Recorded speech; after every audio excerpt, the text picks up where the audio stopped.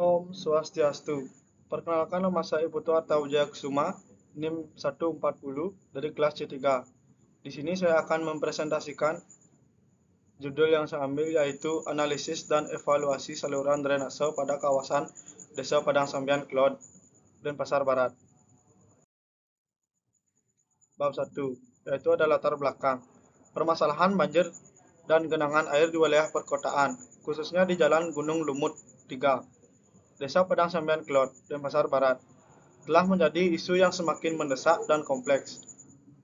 Mengingat pentingnya ketersediaan infrastruktur drainase yang memadai untuk mendukung kualitas hidup masyarakat dan pembelajaran di SD Negeri 11 Padang Sambian, maka perlu dilakukan evaluasi terhadap sistem drainase yang telah ada di Jalan Padang Sambian.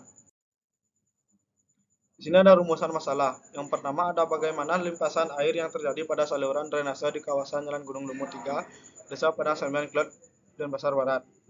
Yang kedua, apa saja faktor yang menyebabkan saluran drainase tidak mampu mengalirkan debit air yang ada, terutama pada saat intensitas hujan tinggi. 3. Bagaimana evaluasi dimensi saluran drainase yang ada dan apa solusi yang dapat diterapkan untuk memperbaiki sistem drainase di kawasan tersebut. Di sini ada tujuan penelitian. Yang pertama ada menganalisis dan mengevaluasi dimensi saluran drainase pada kawasan Jalan Gunung Lumut 3, Desa Padang Sambian Klod, Denpasar Barat. Mengidentifikasi faktor-faktor yang mempengaruhi kapasitas seluruh drainase dalam mengalirkan debit air, terutama pada saat hujan. Yang ketiga, ada memberikan rekomendasi perbaikan untuk sistem drainase yang ada agar lebih efektif dalam mengatasi masalah banjir dan genangan air di kawasan tersebut. Di sini ada manfaat. Yang pertama, manfaat evaluasi kinerja sistem drainase. Penelitian ini dapat menjadi acuan dalam mengevaluasi kinerja sistem drainase berwawasan lingkungan yang telah dibangun. Yang kedua, ada pencegahan banjir, yaitu hasil evaluasi dapat digunakan untuk mengidentifikasi kelemahan sistem drainase dan memberi rekomendasi perbaikan, sehingga dapat mengurangi risiko banjir. Yang ketiga, ada mengidentifikasi kelemahan, yaitu penelitian akan mengidentifikasi kelemahan-kelemahan dari sistem drainase yang ada, seperti kapasitas saluran yang tidak memadai, adanya penyumbatan, atau desain yang kurang tepat. Bab 2. Di sini ada tinjauan pustaka, yaitu perkembangan perkotaan memerlukan perbaikan dan penambahan fasilitas sistem drainase perkotaan, di mana sistem pembuangan air hujan bertujuan yang pertama ada agar tidak terjadi genangan. Yang kedua, berusaha meresapkan air hujan ke dalam tanah atau prinsip kelestarian lingkungan.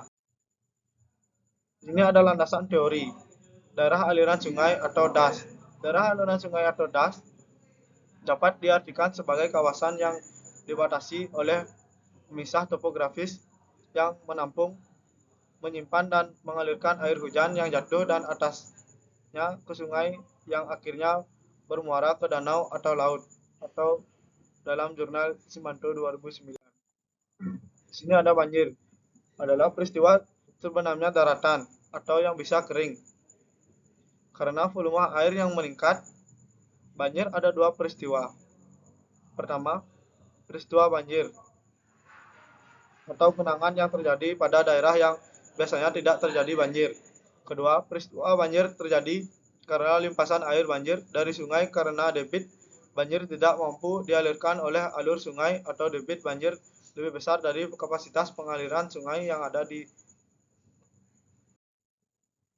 jenis-jenis drainase. Yang pertama ada drainase yang terbentuk secara alami dan tidak terdapat bangunan-bangunan penunjang.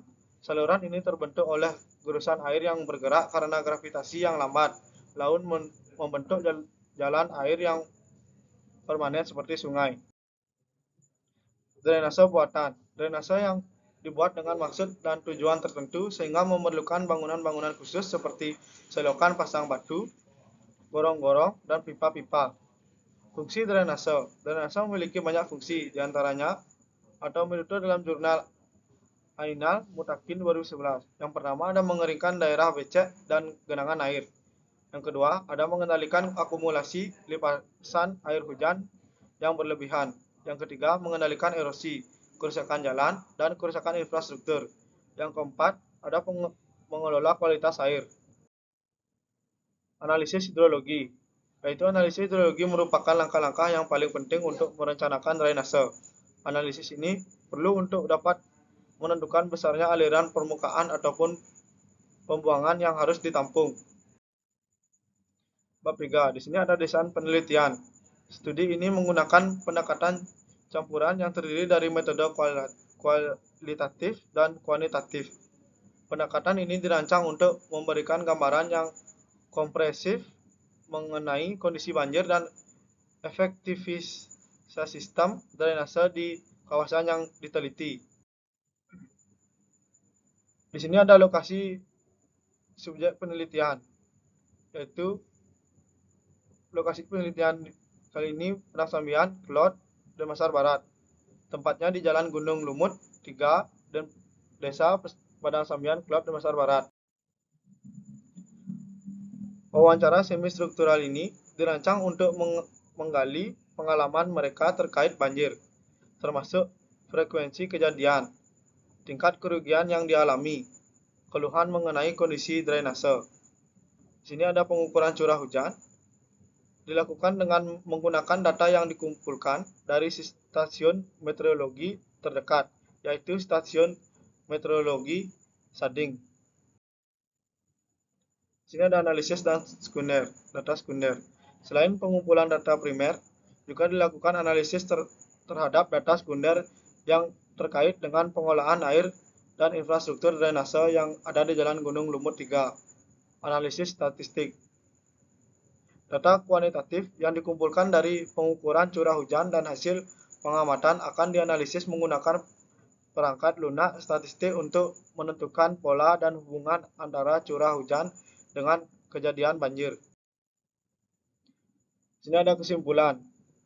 Saluran drainase di Desa Padang Sambian Klot dan Pasar Barat tidak mampu mengalirkan debit air akibat curah hujan tinggi, menyebabkan genangan banjir, penyumbatan oleh sampah, dan pendangkalan saluran menjadi faktor utama masalah ini. Analisis menunjukkan bahwa intensitas hujan yang tinggi tidak sebanding dengan kapasitas saluran yang ada. Perbaikan sistem drainase dan partisipasi masyarakat dalam menjaga kebersihan saluran sangat diperlukan. Evaluasi menggunakan metode trial and error dengan program EPA SWMM menunjukkan bahwa desain saluran yang lebih kecil namun efisien dapat diterapkan. Tindakan segera diperlukan untuk meningkatkan sistem drainase mengurangi risiko banjir di kawasan tersebut. Sekian presentasi dari saya. Om Santi Santi Santi Om.